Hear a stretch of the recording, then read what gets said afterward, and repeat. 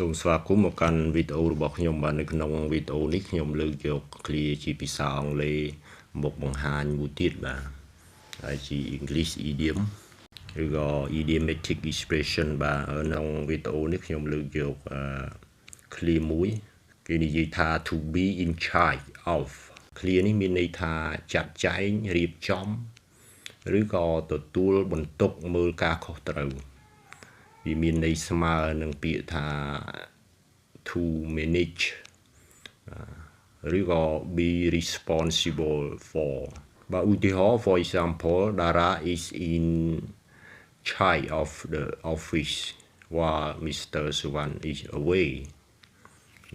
Dara is in charge of the office while Mr. Suwan is awayបើអញ្ចឹងមានន័យថាតារាហ្នឹងគឺជាអ្នកទទួលបន្ទុកមើលការខុសត្រូវការិយាល័យនៅពេលដែលលោកសុវណ្ណមិននៅឬក៏គាត់ចេញទៅណាមកណាគឺលោកតារាជាអ្នកមើលការខុសត្រូវបើអញ្ចឹង clear to be in charge of នេះ